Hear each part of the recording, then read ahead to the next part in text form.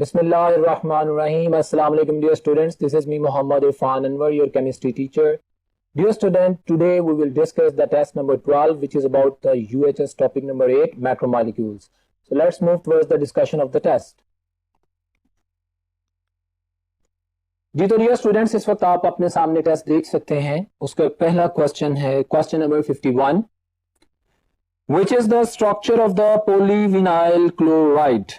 Very simple, vinyl chloride का polyvinyl chloride structure मैंने अपने लेक्चर में बताया था कि आपने सिंपल एडिशन पॉलीमर्स जब करने हैं तो मोलेकुलर फार्मूला चेंज नहीं होगा, डबल बॉन्ड कॉन्स्ट्रिक्ट होकर दोनों साइड पे आ जाएगा और लास्ट पैरेंथेसिस में आप एन लिख देंगे। सो पोलीविनाइल क्लोराइड का स्ट्रक्चर बन जाएगा। Very simple answer to this question, the delta option is my answer. So delta option is very simple and clear answer, हमें पता होना चाहिए। उसके बाद हम बात करते हैं क्वेश्चन नंबर 52 की। If the polystyrene has the degree of polymerization 100, then okay.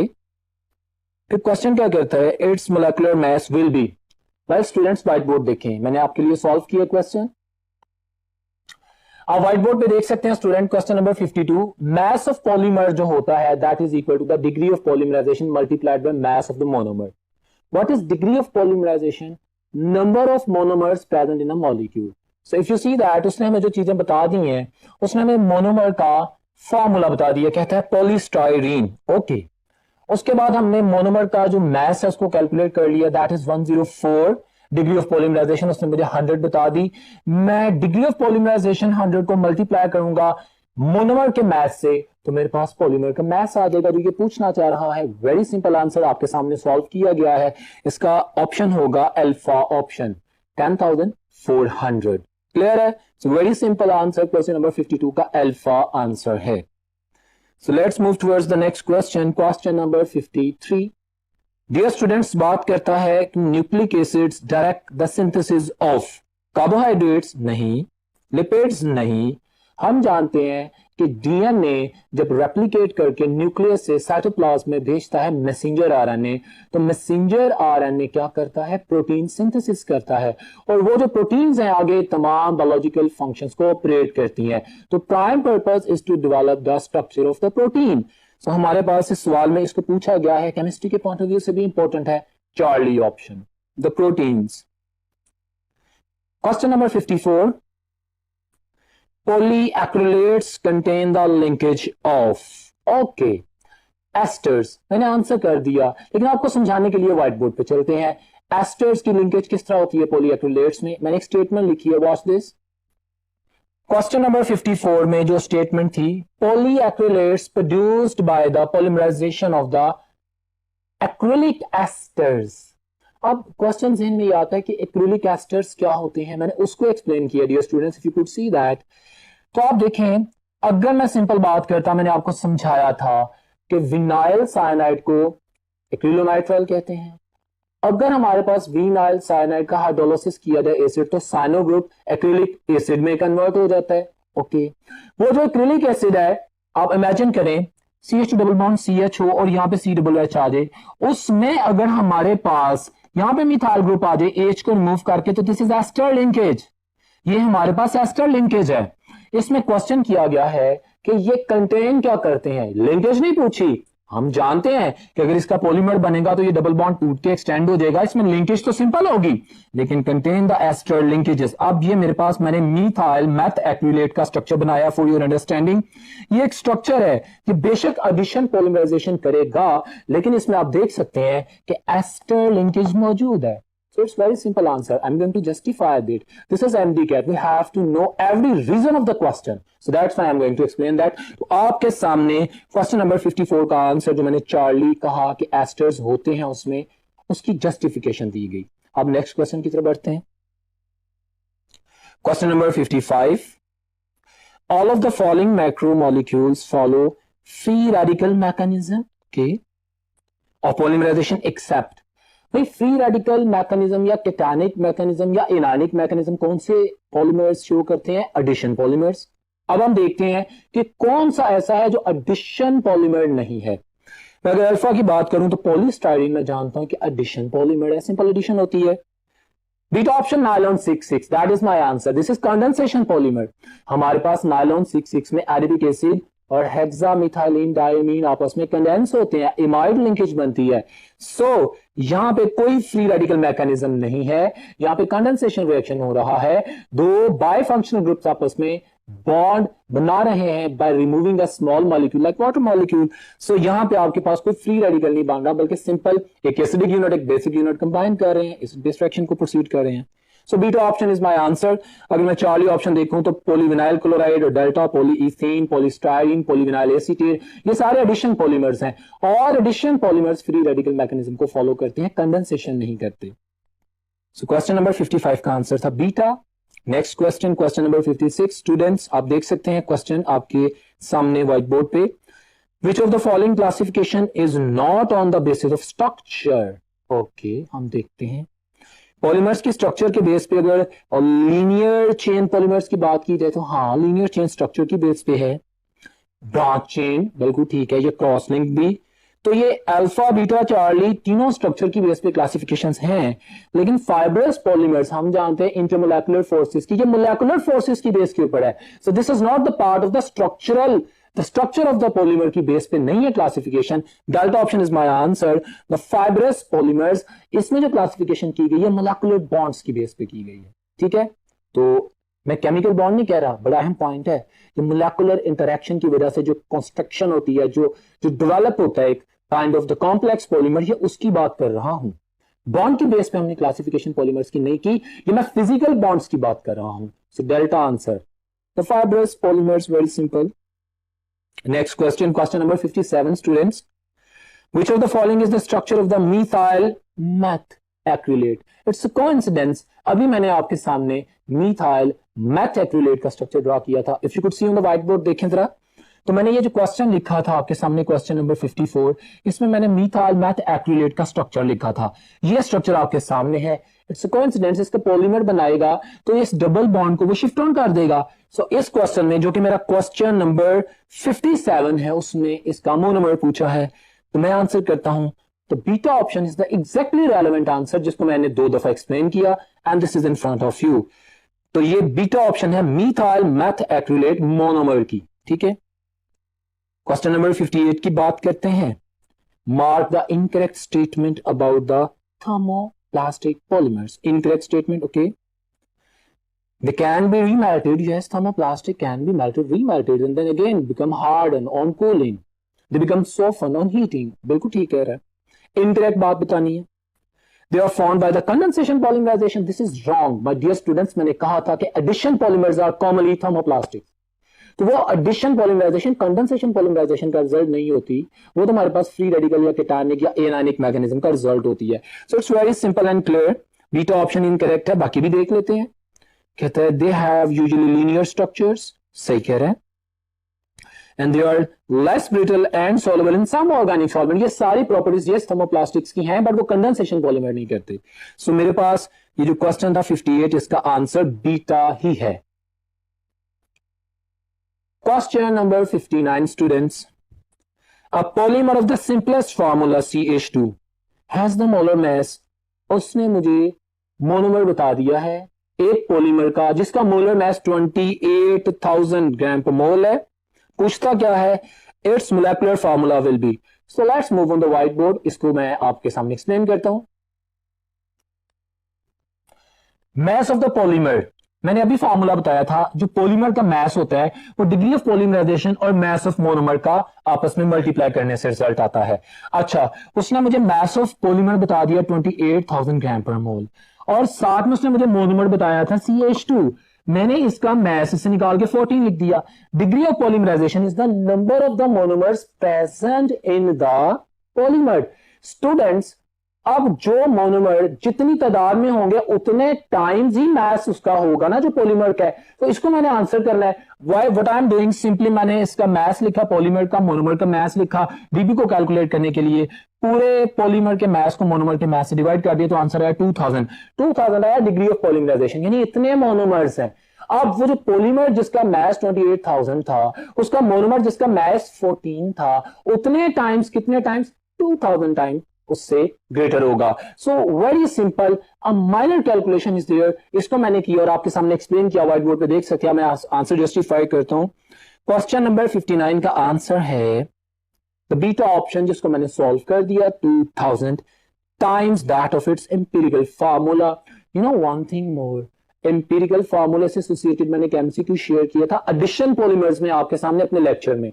मैंने कहा था जो एडिशन पॉलीमर्स होते हैं ना, एडिशन पॉलीमर्स, उनमें चूंकि जब वो बनते हैं तो कोई स्मॉल मॉलिक्यूल एलिमिनेट नहीं होता, तो जो पॉलीमर का इंपेरिकल फार्मूला होता है वो वही होता है जो मोनोमर का इंपेरिकल फार्मूला है। क्लियर हो गया? So you can go for that. And here if I could जज दैट, तो ये क्या हो सकता है? अगर मैं आपको कहूं C2H4 पॉलीइथीन, तो इसका इंपेरिकल फार्मूला क्या है? CH2। तो इमेजिन करें कि अगर इसी स्टेटमेंट को वो मॉडिफाई करके पूछ ले कि ये किस मोनोमर की बात कर रहा है या क्या पॉलीमर बनेगा, तो आप कहेंगे मोनोमर इथीन है और पॉलीमर पॉलीइथीन है। सिंपल, रिलेटेड चीजों को भी डिस्कस करना चाहिए। Question number 60, students. All of the following are the uses of the polyester fiber. Polyester fiber, condensation की बात कर रहे हैं, and fabrics except। अब uses आ गए, और uses बहुत इंपॉर्टेंट होते हैं। मैं इससे पहले भी एक लेक्चर में डिस्कस कर चुका हूं कि आप लोगों के पास जो uses है ना, ये बहुत मायने रखते हैं, इसमें क्वेश्चन किए जाएंगे। सो देखते हैं। एक्सेप्ट, उसने नेगेटिव क्वेश्चन किया, तमाम यूजेस हैं, क्या यूज नहीं है। तो पॉलिएस्टर में कहता है कि it has ideal use of the garments and the jackets, of course winter season जो हमारा ड्रेस होता है उसमें, वो उसने सेकंड ऑप्शन भी लिख दिया, it is use for the winter suiting. Okay, है इसका यूज। 40 में कहता है it is use for the summer suiting by blending it with the cotton. हाँ, पॉलिएस्टर शर्ट्स मिलती हैं कॉमन, बिल्कुल कॉटन की परसेंटेज ज्यादा होनी चाहिए इसमें। Delta, it is use in the textile as a fire proof. ऐसा नहीं है, पॉलिएस्टर तो बर्न हो जाते हैं, पॉलिएस्टर तो फायर से इफेक्ट होते हैं, ये गलत ऑप्शन है। फायर प्रूफ के लिए अगर मैं आपसे रेलेवेंट एक और एमडीकैट का क्वेश्चन आपको बताऊं, पूछूं, तो क्या हो सकता है? वो कौन सा एक थ्रेड है जो आपने पढ़ा हुआ है कि जिसमें फायर प्रूफ ड्रेस बनाया जाता है? हमने पढ़ा हुआ है एस्बेस्टॉस फाइबर से जो ड्रेस बनता है, एस्बेस्टॉस से जो ड्रेस बनता है, that is fire proof dress. तो यहां पे उसकी बात नहीं हो रही। इसने बताया था हमारे पास कौन सी प्रॉपर्टीज पॉलिएस्टर्स की नहीं है, तो भाई डेल्टा ऑप्शन नहीं है, ये फायर से इफेक्ट होता है, फायर प्रूफ नहीं होता। So delta option, very simple answer. Question number 61, dear students, हम बात करते हैं mark the incorrect statement. Once again a negative question. हमारे पास ऐसा क्वेश्चन तमाम ऑप्शंस को सही रखेगा, हमने इनकरेक्ट को चूज करना है। और ऐसे question dear students information based होते हैं। ऐसे क्वेश्चन को टेस्ट में रखने का एक पर्पस है कि फॉर एग्जांपल अगर आपको ये प्रॉपर्टी भूल भी रहे हो, तो इस सवाल को पढ़ने के बाद आपको बाकी 3 प्रॉपर्टीज का भी पता लग जाए, आप उसको मेमोराइज कर सकें। सो अभी हम देखते हैं question number 61, incorrect statement. The word polymer is derived from the Greek poly, ठीक है। मर्मिन पीस इज डन है, अल्फा ऑप्शन ठीक है। Sand and diamond are the inorganic polymers. याद है मैंने लेक्चर में आपको जब क्लासिफाई किया था तो मैंने कहा था मैक्रोमॉलिक्यूल्स ऑर्गेनिक इन नेचर भी होते हैं, इनऑर्गेनिक। मैंने डायमंड, ग्रेफाइट और सैंड का नाम लिया था, एक्सप्लेन किया था कि they are the inorganic but polymers, macromolecules. सही कह रहा है। Thermoplastic polymers are addition polymers. Commonly thermoplastics are addition polymers. Yes, they become soft on heating and they can be remoulded. Of course तीनों statements ठीक हैं। उसने मुझसे पूछा था कि कौन सी इनकरेक्ट है। Delta option, thermosetting polymers are addition polymers, ये गलत है। या कंडेंसेशन पॉलीमर्स, आमतौर पे जो थर्मोसेटिंग पॉलीमर्स होते हैं या कंडेंसेशन पॉलीमर्स, वो रिजिड होते हैं, हार्ड होते हैं, ऑर्डिनरी हीटिंग से डिस्टर्ब नहीं होते, लेकिन दे कैन बी डीकंपोज्ड अगर बहुत ज्यादा हीट किया जाए। सो यहां पर उसमें जो स्टेटमेंट लिखी हुई है, they do not decompose on heating, ये माइनर हीटिंग की है। चलो इस बात को मैं सही मान लेता हूं कि they do not decompose on slight heating. लेकिन अगर वो कहा यहां पे कह दे कि अगर आपने बहुत ज्यादा हीट किया तो दे डीकंपोज और ये रीमोल्ड नहीं किए जा सकते, they are not being affected. जैसे कंप्यूटर बॉडीज हो गए, प्लास्टिक मटेरियल्स हमारे पास आ गए, हमारे पास डिफरेंट एग्जांपल्स हैं। गाड़ियों के बाद ऐसे पार्ट्स हैं which are not being affected by आर्म सी हीटिंग करें तो उससे कोई इफेक्ट नहीं होता, बट अगर ज्यादा हो तो दे कैन डिस्ट्रॉय। बहरहाल वो कंडेंसेशन पॉलीमर्स होते हैं, they are not the addition polymers, और इस वजह से ये डेल्टा ऑप्शन गलत है, जो कि मेरा आंसर है। उसने इनकरेक्ट यानी गलत ऑप्शन पूछी थी। Question number 62, protein is not present in hair. Dead protein keratin से बनते हैं, होती है प्रोटीन इसमें, बालों में। हूफ्स, ये जो जानवरों के हूफ्स होते हैं जिन्हें हम खुर कहते हैं, हाँ उसमें प्रोटीन होती है। नेल्स में होती है, बटर में नहीं होती जी, बटर इज समथिंग एल्स। वो आपके पास क्या है, लिपिड मॉलिक्यूल है, that is not the part.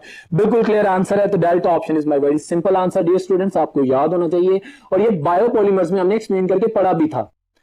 उसने पूछा था कि जिसमें प्रोटीन नहीं होती, तो बटर में प्रोटीन नहीं है, डेल्टा ऑप्शन था आंसर। क्वेश्चन नंबर 63 की बात करते हैं।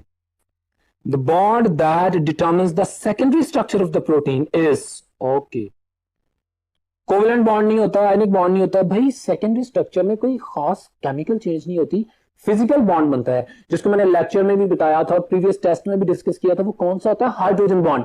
हम जानते हैं ना, जब प्रोटीन की एमाइड लिंकेज होती है, उसमें डबली बॉन्डेड कार्बन के साथ जो ऑक्सीजन होती है पार्शियल एक्टिव होती है, और अमाइनो ग्रुप का नाइट्रोजन हाइड्रोजन बॉन्ड होता है, तो H पॉजिटिव आयन, ये अपने कंपैटिबल ऑपोजिट साइड पे जो पार्टनर मौजूद होते हैं, इनके दरमियान हाइड्रोजन बॉन्ड एस्टैब्लिश हो जाता है, उसकी वजह से क्वाइलिंग होती है, ट्विस्टिंग होती है, जिगजैगिंग होती है, और सेकेंडरी स्ट्रक्चर बनता है। So my answer is the Charlie option, this is the hydrogen bond which is going to determine the secondary or the tertiary structure. Charlie option. Question number 64. Nylon 66 is usually fabricated for all the following except. अब nylon 66 के uses आ गए, किसके लिए fabricate किया जाता है वो बताएंगे, और किसके लिए नहीं किया जाता ये हमने सिलेक्ट करने। Once again the uses, memory based question, important questions. वो कहता है कि शीट्स बनती हैं, इससे बनती हैं जी, हम बनाते हैं nylon 66 की शीट्स। यूज में लिखा हुआ है, टेक्सटाइल इंडस्ट्री में यूज होता है, इसको 12 पढ़ चुके हैं। Bristles of the brushes, toothbrush हो या वॉशिंग ब्रशेस हो, तो उनके ब्रिस्टल्स वो नायलॉन के ही तो बने होते हैं। Sanitary pipes, sanitary pipes polyvinyl chloride के बनते हैं, नायलॉन 66 के नहीं बनते। आप जानते हैं वायरिंग में या सैनिटरी पाइप्स में जो हम पॉलीविनाइल क्लोराइड यूज करते हैं, उसको मोल्ड एंड रीमोल्ड किया जा सकता है। तो सैनिटरी पाइप्स जो है ना पॉलीविनाइल क्लोराइड के बनते हैं, नायलॉन 66 के नहीं बनते। और यूजेस का कितना बेस्ट यूज आया एमसीक्यू की फॉर्म में, delta option is my answer. This is not the use of nylon 66। Sanitary pipes polyvinyl chloride से बनते हैं, याद रखिएगा, ये भी एक एमसीक्यू है। Question number 65, dear students. Which one of the following polymer is called as nylon 66? Okay, देखते हैं। पॉलीएस्टर नहीं भी, वो तो डैक्रोन होता है, टैरलिन बोलते हैं जिसे। पॉलीविनाइल क्लोराइड, ये तो एडिशन पॉलीमर की बात कर रहे हैं। पॉलीएमाइड, पॉलीमाइड ही होता है ना, एमाइड लिंकेज होती है, C double bond O N H, ये एमाइड लिंकेज है, पॉलीमाइड। नायलॉन 66 की बात करें जिसमें एडिपिक एसिड और हेक्सामिथाइलिन डायमीन आपस में कंडेंस होते हैं। So Charlie option is my answer. Concept वही है, उसको डिफरेंट अंदाज में पूछ रहा है। And these all are the very important question, you must have to put your full focus on these kind of the strategies adopted by the examiner. आपको एक चीज का पता होगा लेकिन उसको मुख्तलिफ अंदाज में पूछा जाएगा, आपने सही आंसर करना है। Charlie option is my answer. Question number 66, addition of a plasticizer in a polymer improves its, what is the role of plasticizer? We know that plasticizer का एक ही काम है, it increases the flexibility of the polymer, उसको soften करता है, उसकी flexibility बढ़ाता है। ये clear cut यूज लिखा हुआ है कि plasticizer का काम क्या है, और इसको उसने memory based question को MCQs की फॉर्म में पूछ लिया है। plasticizer इनकी जो बॉन्डिंग है और इनकी जो क्रॉस लिंकिंग है उसको स्ट्रेंथन करता है, उसमें इलास्टिसिटी लेके आता है, ठीक है ना। तो that is the function, increase the flexibility, option is my answer. Toughness नहीं, अल्फा आंसर है, क्लियर आंसर है, बाकी सारी बातें इररेलेवेंट है। Question number 67, the 3-dimensional twisting and folding of a polypeptide chain results, it's the definition of the tertiary structure of the proteins, got it? So जब हमारे पास zigzag का scene बोले तो सेकेंडरी, क्वाइलिंग, रेगुलर क्वाइलिंग या zigzag. और अगर 3 dimension में ये स्ट्रक्चर आ जाए, 3 डायमेंशनल स्ट्रक्चर आ जाए और आपके पास हाइड्रोजन बॉन्ड्स के लिंक्स बढ़ जाएं तो और कॉम्प्लेक्स स्ट्रक्चर हो जाता है, उसको हम बोलते हैं tertiary structure of the protein. Very simple answer. So Charlie option is my answer. Students, question number 68 है, the imide linkage present in nylon 66 has the structure. My dear students, imide linkage का structure उसने पूछा है, हम जानते हैं, लेकिन फिर भी आप लोगों के लिए मैंने इसको व्हाइट बोर्ड पे ड्रॉ किया है। चलते हैं नेक्स्ट बोर्ड पे। जी तो डियर स्टूडेंट्स, आप देख सकते हैं क्वेश्चन नंबर 68 में जो मैंने एमाइड लिंकेज लिखा है, ये एमाइड लिंकेज का स्ट्रक्चर होता है। कार्बोक्सिलिक एसिड ग्रुप और अमीनो ग्रुप आपस में मिलते हैं, वाटर मॉलिक्यूल एलिमिनेट होता है, और ये जो स्ट्रक्चर है this is the amide linkage, इसको ही पेप्टाइड लिंकेज भी बोलते हैं। सो इस स्ट्रक्चर को अगर हम देखते हैं तो जो ऑप्शन मेरे सामने आती है, and the answer is the clear cut, Charlie option, very simple, NH और वो कार्बोनाइल कार्बन के साथ डबल बॉन्ड के साथ कनेक्टेड होता है, very simple structure, amide linkage, peptide linkage, Charlie option, question number 68। Question number 69 की बात करते हैं, very simple, hereditary characteristics are passed on from parents to the offsprings mainly through. अब DNA के जरिए जो जेनेटिक इंफॉर्मेशन पेरेंट्स से offsprings को ट्रांसफर होती है, उसमें जो की फैक्टर होता है, व्हाट इज दैट, जीन्स होते हैं। वो जीन्स होते हैं जो तमाम जेनेटिक इंफॉर्मेशन को as a hereditary command transfer कर रहे होते हैं। तो इसमें उसने जो ऑप्शंस बोली है ना, एंजाइम्स कोई रोल नहीं है, म्यूटेंट्स वो तो एक डिजीज का नाम है, म्यूटेशन हो जाए तो प्रॉब्लम्स आ जाती हैं, वो वही मैटर ट्रांसफॉर्म नहीं होता, उसमें अमेंडमेंट्स हो जाती हैं, तो बिल्कुल रेलिवेंट नहीं है। Charlie option is my answer, very simple, the genes. और सेंट्रोमियर तो आप लोग बायोलॉजी के स्टूडेंट है, बेटर जानते हैं, किसे कहते हैं, क्रोमोसोम के दरमियान जो सेंट्रल लिंक होता है उसका कोई ताल्लुक नहीं है, दैट इज समथिंग एल्स। जो जेनेटिक इंफॉर्मेशन ट्रांसफॉर्म होती है that is through the genes, very simple, Charlie option. Question number 70, dear students, this is simple kind of the question, which one of the following nitrogen basis is not present in RNA। हम detail में lecture में पढ़ के आए हैं कि DNA और RNA में की जो डिफरेंसेस हैं, वो डबल स्टैंडर्ड होता है, RNA सिंगल स्टैंडर्ड होता है, डीऑक्सराइबो शुगर होती है, राइबोज शुगर होती है, और नाइट्रोजनस बेसिस में एडेनिन गुआनिन, जो हमारे पास प्यूरिन है वो तो सेम होती है, लेकिन पैरामिडीन्स में फर्क है। DNA में थायमीन होती है और RNA में यूरासिल होती है। उसके बेस पर उसने क्वेश्चन किया है कि बताएं कि nitrogenous bases not present in RNA। तो DNA में थायमीन होती है, RNA में यूरासिल होती है, RNA में थायमीन नहीं होती। उसने कहा not present in RNA, very simple question, Charlie option is my answer. Students, question number 71. Polymers can be classified on the following basis except negative question. Polymers की classification किन किन बेसिस पे की जा सकती है और किसकी बेस पे हमने नहीं की। मेरे लेक्चर को सीन में लगेगा, मैंने तमाम बातें बताई थी। हमने स्ट्रक्चर की बेस पे क्लासिफिकेशन की थी, बिल्कुल, हमने लीनियर, क्रॉस लिंक्ड और ब्रांच स्ट्रक्चर्स की बेस पे की थी। प्रोसेस ऑफ पॉलीमराइजेशन पे हमने क्लासिफिकेशन की थी, एडिशन और कंडेंसेशन पॉलीमर्स। थर्मल प्रॉपर्टीज की बेस पे हमने की थी classification, thermosets and thermoplastics. Nature of the bond, I am talking about the chemical bond, इसकी बेस पे क्लासिफिकेशन नहीं है। हमने किसी को कोवेलेंट पॉलीमर या आयोनिक पॉलीमर नहीं कहा, ठीक है। तो नेचर ऑफ द बॉन्ड की बेस पे पॉलीमर की क्लासिफिकेशन नहीं की जाती, ये याद रखना है आपने। अगर आपके सामने वो फाइब्रस स्ट्रक्चर जेन में आ रहा है तो उसमें मैंने आपको एक्सप्लोर किया था, मैंने वाजे करके बताया था कि भाई उसमें हमारे पास मोलेकुलर बॉन्डिंग होती है, that's a kind of physical bond, वो एक अलग चीज है, ठीक है। बहरहाल केमिकल बॉन्ड की नेचर की बेस पे पॉलीमर्स को क्लासिफाई नहीं किया जाता। Delta option is my answer. 72, mark the incorrect statement, negative question, incorrect statement about the condensation polymerization. Okay, देखते हैं। It involves the mutual reaction of the two functional groups, सही कह रहा है, बायफंक्शनल यूनिट्स होते हैं, दोनों तरफ चेन ग्रोथ करती है। ये comparative addition polymer slow process होता है, और जिस चूंकि इसमें कंडेंसेशन होती है, मैं प्रॉपर्टीज बोल रहा हूं, चूंकि इसमें कंडेंसेशन होती है तो स्टूडेंट्स याद रखिएगा इसमें जो मोलर मास है पॉलीमर का comparative to the addition polymer कम होता है। ये भी एक MCQ है। बायफंक्शनल ग्रुप की स्टेटमेंट ठीक है। It has side product usually water, आमतौर पे हमने जो पॉलिएस्टर भी बनाया था या हमने पॉलीमाइड भी बनाया था तो उसमें वाटर मॉलिक्यूल एलिमिनेट होता है, लेकिन अदर मॉलिक्यूल्स भी हो सकते हैं, HCl भी हो सकते हैं, अमोनिया भी हो सकता है, पर यूजुअली वाटर, बिल्कुल ठीक है, मैं सही मानता हूं। It takes place at both ends of the growing chain, step growth mechanism है, ठीक है। It is generally formed by the free radical substitution, भाई free radical substitution reaction mechanism नहीं, या फ्री रेडिकल एडिशन। यहां पे तो फ्री रेडिकल का कॉन्सेप्ट ही नहीं है, ना केटायनिक का, ना आयनानिक का, ना ही सब्स्टिट्यूशन का, ना ही एडिशन का, ये कंडेंसेशन पॉलीमराइजेशन है, तो ये टोटली इररिलेवेंट है। Delta option is my answer, जो कि इनकरेक्ट है रिगार्डिंग द कंडेंसेशन पॉलीमर्स जो उसने पूछा था। तो क्वेश्चन नंबर 72 का आंसर है डेल्टा। वेल डियर स्टूडेंट्स, इसके अलावा आप पेपर पे देख सकते हैं, मैंने आप लोगों के लिए ये जो तमाम इंफॉर्मेशन बोली है वो लिख भी दी है, उनको मैं रिवाइज कर रहा हूं, because this can also asked as a question. Clear है? तो कंडेंसेशन पॉलीमर्स की प्रॉपर्टीज में वो लिख रहा है कि they are form more slowly than addition polymers, बताया मैंने। दे ऑफन रिक्वायर हीट, ठीक है। They are generally lower in molecular mass, क्यों? क्योंकि इनके अंदर से स्मॉल मॉलिक्यूल एलिमिनेट हो रहे हैं, मैंने बोला। The terminal functional groups on a chain remain active so that the groups वो दोनों साइड पे ग्रो कर सकें. And the presence of the polar functional groups on the chain often enhances change and attraction, particularly if they involve the hydrogen bonding. ये जो हमने proteins के primary secondary tertiary structures पढ़े हैं इसी वजह से तो हैं. तो ये सारी प्रॉपर्टीज भी आपके लिए लिखी हैं, आपके लिए मैंने बोल दी हैं, आप देख सकते हैं. They are very much important for you.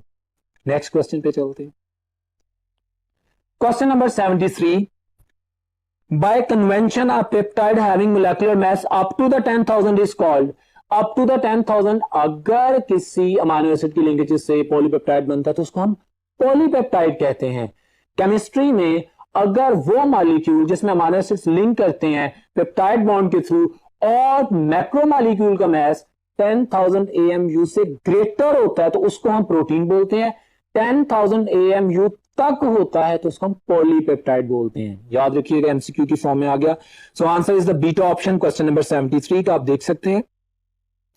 Question number 74, dear students. PVC यानी polyvinyl chloride is an addition polymer. ठीक है. Under which of the following conditions this polymer can be obtained? आपकी बुक की लाइन है कि polyvinyl chloride जब हम बनाते हैं तो हमारे पास टेम्परेचर 52 डिग्री सेल्सियस होना चाहिए और 9 atmospheric pressure, comparatively high pressure पे बनता है. सो ये पहली ऑप्शन मेमोरी बेस्ड क्वेश्चन है. Alpha is my answer. 52 degree centigrade और 9 एटमॉस्फेरिक प्रेशर की प्रेजेंस में विनाइल क्लोराइड आपस में ऐड होकर पॉलीविनाइल क्लोराइड बनाता है जिसको हम डिफरेंट यूज में लाते हैं. So alpha option is my answer. Question number 75, dear students. Which of the following is the main function of the DNA? Okay. Making of the proteins, हाँ बनाता तो है, but main function. It's a game of smart working. हमने verdicts को follow करना है, book की line को भी फॉलो करना है. भाई प्रोटीन्स तो एक एक्शन है ना जो ऑपरेट कर रहा है. डीएनए असल में तो कुछ इंफॉर्मेशन लेके आता है ना. वो देख लें ऑप्शन आपके सामने कि the making of amino acids, ठीक है ये बनाते हैं बट मेन फंक्शन नहीं है. Breaking of the ribose, sugar, well ये सारे काम लाइफ में डीएनए की कमांड में ही होते हैं. ये सारे काम होते हैं बट मेन फंक्शन क्या है? Delta option. Carries the genetic information. उसने कैसे प्रोटीन सिंथेसिस करनी है, उसने कैसे कैटाबॉलिज्म करना है, उसने क्या क्या एनाबॉलिज्म करना है, उसने क्या शेप बनानी है, उसने क्या प्रॉपर्टीज बनानी है, ये इंफॉर्मेशन प्राप्त होती है डीएनए में जो कि इसका मेन फंक्शन है. सो delta option is my answer. बाकी फंक्शंस आपको लगेंगे कि हाँ भाई है बट फोकस करना है उस लाइन के ऊपर जो क्वेश्चन उसने पूछा है कि what is the main function. Delta option is my answer. Question number 76. There are 4 nitrogenous basis in DNA. हम जानते हैं adenine, thymine, guanine and cytosine.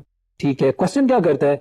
Which of the following statement does not match correctly for nitrogenous bases with regards to hydrogen bonding in DNA. देखते हैं जी, देखते हैं. Interesting question. अगर मैं alpha option देखूं तो बता रहा है कि भाई हमारे पास एडेनिन थायमीन से मिलती है. यस, एडेनिन और थायमीन के दरमियान हाइड्रोजन बॉन्ड बनता है और हम जानते हैं कि एडेनिन और थायमीन अगर मिलते हैं तो बना लेते हैं बॉन्ड, हाइड्रोजन बॉन्ड से लिंक होते हैं. गुआनिन और साइटोसिन हम जानते हैं ट्रिपल बॉन्ड बनाते हैं, 3 हाइड्रोजन बॉन्ड बनते हैं. ठीक है. उसने हाइड्रोजन बॉन्ड को एक सिंगल लाइन से शो किया. यहां पे सिर्फ वो ये शो करा कि हाइड्रोजन बनता है या नहीं बनता. ठीक हो गया, तो बनता है. चार्ली ऑप्शन भी ठीक है कि adenine must be opposite to the thymine. हाँ, एटीओ भी यही तो अल्फा ऑप्शन में पढ़ा कि एडेनिन और थायमीन के दरमियान हाइड्रोजन बॉन्ड बन रहा है, आपस में एक दूसरे के ऑपोजिट है. सही कह रहा है. डेल्टा ऑप्शन कहता है guanine must be opposite to the cytosine और यूरासिल. ये इस एक वर्ड की वजह से डेल्टा ऑप्शन गलत हो गई है. हम जानते हैं कि guanine opposite to the cytosine बिल्कुल ठीक है, लेकिन डीएनए की बात कर रहा है. डीएनए में यूरासिल नहीं होती, आप जानते हैं. तो इसको स्मार्टली आपने ऑब्जर्व करना है. बात आपको सही लग रही है कि भाई हमारे पास गुआनिन और साइटोसिन का बॉन्ड बन रहा है, बिल्कुल बन रहा है, लेकिन यूरासिल के साथ नहीं बनता. ऊपर उसने डीएनए का नाम मेंशन किया और डीएनए में यूरासिल नहीं होती, इसलिए डेल्टा ऑप्शन रॉन्ग है. अगर ये स्टेटमेंट यूरासिल के बगैर होती तो फिर ठीक थी, लेकिन अब उसने चूंकि यूरासिल को ऐड किया तो इसलिए delta option is incorrect option. Very simple, मैंने डिस्कस किया, ध्यान में रखिएगा. यहां से आपको यह अंदाजा भी होगा डियर स्टूडेंट्स कि आप लोगों को किस तरह गौर से स्टेटमेंट को पढ़ना है, एक एक वर्ड को, एक एक लफ्ज को, और फिर उसके मुताबिक आंसर करना है रिलैक्स होके. Question number 77. The nitrogenous base are either purines और पिरिमिडिन्स. Okay, pyrimidines include. अच्छा, उसने यहां पे डीएनए और आरएनए का लफ्ज नहीं बोला, उसने सिंपली पूछा कि पिरिमिडीन्स में कौन कौन सी नाइट्रोजनस बेसिस हो सकती हैं। प्यूरिन्स में हम जानते हैं एडेनिन और गुआनिन बड़ी बिग नाइट्रोजनस बेसिस हैं। अब उसने पिरिमिडीन्स पूछी हैं कि पिरिमिडीन्स में तो मैं डीएनए और आरएनए दोनों की बोल दूंगा, मैं थायमिन भी बोलूंगा, मैं उसमें यूरासिल भी बोलूंगा और मैं साइटोसिन भी बोलूंगा। तो ऑप्शन में देखता हूं तो alpha option is my answer. Very simple and clear, लेकिन इसकी फिलॉसफी समझना है कि पूछा क्या है। उसने सिर्फ ये पूछा कि बताएं पिरिमिडीन्स कितनी है, तो वो अल्फा ऑप्शन में कंप्लीटली एक्सप्लेन कर रहा है। यहाँ पे डीएनए और आरएनए का कोई तस्करा नहीं है, alpha option. Question number 78 dear students, all of the following correctly matched except negative. Question table दिया और से देखते हैं। नायलॉन 66, हेक्सामीथेन डायोइक एसिड है, ठीक है, hexane dioic acid and hexamethylene diamine, ठीक है। बीटा ऑप्शन में पॉली एस्टर रेजिन्स, इथेन 1,2-डायोल, बेंजीन 1,4, ठीक है, डाइकार्बोक्सिलिक एसिड, बिल्कुल सही कह रहे हैं। चार्ली ऑप्शन में पॉलीसाइलिन में इथाइलिन मोनोमर होता है, ठीक है। पॉलीएक्रिलोनाइट्राइल में डियर स्टूडेंट्स, पॉलीएक्रिलोनाइट्राइल में विनाइल साइनाइड यानी एक्रिलोनाइट्राइल होता है, एक्रिलिक एसिड नहीं होता।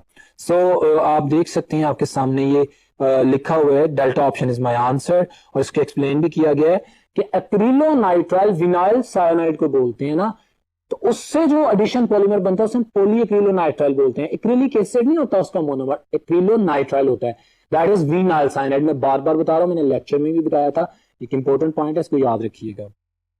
नेक्स्ट क्वेश्चन की तरफ बढ़ते हैं।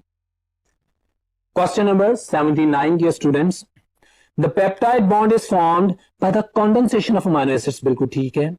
विच type of the linkage is present between the peptide bond, इसको हम बारहा पढ़ चुके हैं। पेप्टाइड बॉन्ड या इमाइड बॉन्ड, थोड़ी देर पहले क्वेश्चन भी आया था, मैंने व्हाइट बोर्ड पे एक्सप्लेन भी किया था। फॉर एग्जाम्पल अगर व्हाइट बोर्ड पे देखें तो मैंने इमाइड बॉन्ड और पेप्टाइड बॉन्ड बनाया था क्वेश्चन नंबर 68 में, और वो इसी लिंकेज को दोबारा पूछ रहा है। अब आप पेपर पे देखें तो उसने क्वेश्चन जो किया है उसमें मेरे पास क्वेश्चन नंबर 79 का आंसर चार्ली आंसर है। इमाइड लिंकेज होती है अमीनो एसिड्स में, इसको इमाइड लिंकेज भी कहते हैं, इसको पेप्टाइड लिंकेज भी कहते हैं। So Charlie option is very simple, structure आप देख चुके हैं। नेक्स्ट क्वेश्चन पे बढ़ते हैं, question number 80। The common type of the secondary structure of the proteins is, the common type of the secondary structure of the protein, primary और secondary structure की तमाम केमिस्ट्री जेन में ले आइएगा, ठीक है। अब देखते हैं क्या कहते हैं। अल्फा हेलिकल स्ट्रक्चर, आपको याद होगा जब मैंने आपको लेक्चर दिया था तो मैंने आपको कुछ नाम बताए थे, कुछ एग्जांपल्स दी थी हमारे पास जो कि सेकेंडरी स्ट्रक्चर से एसोसिएटेड थी। तो मैंने अल्फा हेलिकल स्ट्रक्चर भी बताया था, मैंने बीटा प्लेटेड शीट भी बताई थी, और मैंने आप लोगों के सामने इन दोनों ऑप्शंस को अगर मैं देखूं तो चार्ली ऑप्शन है, बीटा फ्लैट शीट्स का भी तस्करा किया था। खैर इसमें ए और बी दोनों ऑप्शंस बताई हैं, तो ये दोनों मेरे पास सेकेंडरी स्ट्रक्चर की एग्जांपल्स हैं। So answer is the Charlie option, very simple. Question number 80 का answer Charlie, very simple, memory based, और यहां पे आपकी मेंटल जॉगिंग वर्क और हार्ड वर्किंग रिक्वायर्ड है, Charlie option. Question number 81, nucleic acids were first demonstrated in the nuclei of the pus cell, it's a memory based question। 1872 में Friedrich mister ने इसको discover किया था, पहले पस सेल्स में बाद में स्पर्म सेल्स में। सो ये उसने मेमोरी बेस्ड क्वेश्चन किया है। Alpha option, very simple, for the first time that is being demonstrated by Friedrich Miescher in the pus cells, alpha option. Question number 82, very simple question, so on, जिसकी मैंने इतनी बात की। मैंने nylon 66 की बात की। नायलॉन 66 को क्यों कहा जाता है 66? क्योंकि इसके दोनों मोनोमर्स में 6 कार्बन एटम्स होते हैं। हेक्सामिथाइलिन डायमीन में भी 6 कार्बन और एडिपिक एसिड में भी 6 कार्बन। अब यहां पे उसने पता क्या क्वेश्चन किया है कि हमारे पास वो कहता है total number of the carbon atoms in the repeating unit of the nylon 66। उसने पॉलीएमाइड के अंदर, अब आपको पॉलीमर का पूरा स्ट्रक्चर ड्रॉ करना है, तो व्हाइट बोर्ड में इसको जस्टिफाई कर रहा हूं। आप स्टूडेंट्स देखिए, मैंने नायलॉन 66 का स्ट्रक्चर लिखा और उसने मुझसे क्वेश्चन किया कि नायलॉन 66 का जो रिपीटिंग यूनिट है, नायलॉन 66 का जो रिपीटिंग यूनिट है उसमें दोनों मोनोमर आएंगे ना, हाँ, तभी तो नायलॉन 66 होगा। ये देखें, एडिपिक एसिड के 1 2 3 4 5 एंड 6 कार्बन, और ये हेक्सामिथाइलिन डायमीन, हेक्सामिथाइलिन डायमीन। अब ये एक रिपीटिंग यूनिट है नायलॉन 6 का, उसमें इसने पूछा है कि बताएं नंबर ऑफ कार्बन आइटम्स कितने होते हैं। Very simple, 6 carbon adipic acid में, 6 कार्बन हेक्सामिथाइलिन डायमीन में, टोटल 12। सो स्ट्रक्चर भी आपके सामने ड्रॉ कर दिया, और अगर इसका आंसर मैं करूं तो alpha option the very simple answer to my question, लेकिन इसको समझने की जरूरत है। So alpha option is my answer, very simple students. Question number 83 की बात करते हैं। The monomers needed to make Terylene, Terylene किससे कहते हैं, मैंने इसके एक और नाम बताया था डैक्रोन, आपकी बुक में इसको पॉलीएस्टर कहा गया है, बिल्कुल। अब इसमें हम जानते हैं, हमने इसको जो पढ़ा था लेक्चर में डिटेल में, तो हमने कहा था कि इसके मोनोमर्स कौन कौन से हैं। हमने कहा था terephthalic acid, 1,4 benzene dioic acid IUPAC name, और टरथैलिक एसिड कॉमन नेम, याद आया। वो इथाइलिन ग्लाइकोल के साथ यानी ईथेन 1,2-डायोल के साथ कंडेंस होता है, एस्टर लिंकेज बनती है, पॉलीएस्टर है। तो वो अब उनके स्ट्रक्चर इन्वेस्टिगेट करना चाह रहा है। Now you will be aware कि आपने जो भी चीज पढ़नी है उसको कंप्लीट पढ़ना है, और देखिएगा वो आपको कंफ्यूज करेगा डिफरेंट स्ट्रक्चर्स में। उसने स्ट्रक्चर अल्फा ऑप्शन का बताया है, तो यही मेरा आंसर है, बिल्कुल परफेक्ट बताया है। बीटा ऑप्शन में इनकरेक्ट स्ट्रक्चर बनाया है, चार्ली में गलत बनाया है। तो इस क्वेश्चन का जो आंसर है very simple and clear, question number 83 का alpha option is my answer. यहां पे आपको मैं दोबारा बोल रहा हूं, वो एमसीक्यू पूछ सकता है कि इनके कॉमन नेम्स भी बताएं, आपको पता होना चाहिए। जो मैंने बोले अभी वो आपसे इनके आईपैक नेम्स के बारे में भी पूछ सकता है, आपको पता होना चाहिए, ये भी मैंने बोले हैं, ठीक है। क्वेश्चन नंबर 84 की बात करते हैं। Plastics are the pollution problem, okay, because many plastics. अच्छा देखते हैं क्या कहते हैं। Burn to produce toxic ash, well pollution problem बिल्कुल है, हम जानते हैं, हमने पढ़ा है केमिस्ट्री में, हमारे पास लिथोस्फीयर है, हमारे पास एटमोस्फियर है, हमारे पास हाइड्रोस्फीयर है। तो definitely when you are going to burn it, ash तो बनती है, लेकिन बास प्लास्टिक ऐसी हो सकती है ना कि जब वो बर्न होती है तो उनका वॉल्यूम बहुत रिड्यूस हो जाता है। वो लिथोस्फीयर में इतनी प्रॉब्लम नहीं करती जितनी एटमोस्फियर में, टॉक्सिक फ्यूम्स बनाते हैं। सो इनकी ऐश ठीक है पोल्यूशन क्रिएट करती है, लेकिन प्लास्टिक की बर्निंग से उनकी ऐश की बजाय उनके जो फ्यूम्स उड़ते हैं वो ज्यादा डेंजरस होते हैं। सुटेबल मोस्ट आंसर सेलेक्ट करना होता है हमने। बीटा ऑप्शन कह रहा है decompose to produce toxic fumes. By the way मुझे बताएं क्या प्लास्टिक्स डीकंपोज होती हैं? हम तो कहते हैं ये बायोडिग्रेडेबल नहीं है, तो इसलिए मैंने वर्ड डीकंपोज पे फोकस किया। This is empty cat, this is a game of smart working, मैं इसको चूज नहीं करूंगा। हाँ burn, Charlie option is my answer. Burn to produce the toxic fumes. This is the suitable most answer, and this is the answer to this question. Charlie option. So you know the art and the style and the thinking how which you are going to select the suitable most answer. Charlie option is the answer. Question number 85. Which of the following is not the monomer of acrylic resins? भाई acrylic resins हैं, हम बनाते हैं, हमारी book में लिखा हुआ है, हम एक्रिलिक एसिड्स को यूज करते हैं, मिथाइल एक्रिलेट्स को यूज करते हैं, मिथाइल मैथ एक्रिलेट्स को यूज करते हैं।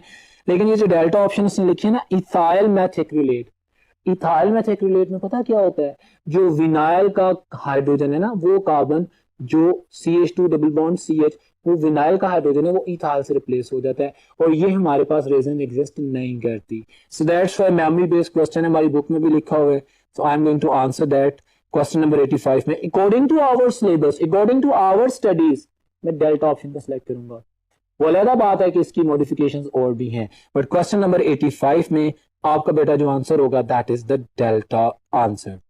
Well dear students, that was all about the today's test. I hope कि आप लोगों ने इस डिस्कशन को सुन के अपने आप को इंप्रूव किया होगा, बहुत से क्वेश्चंस क्लियर हुए होंगे, और आप इसकी प्रैक्टिस करेंगे, इंशाल्लाह आपका टेस्ट बेहतरीन होगा। नेक्स्ट लेक्चर में मुलाकात होती है, तब तक अल्लाह हाफिज।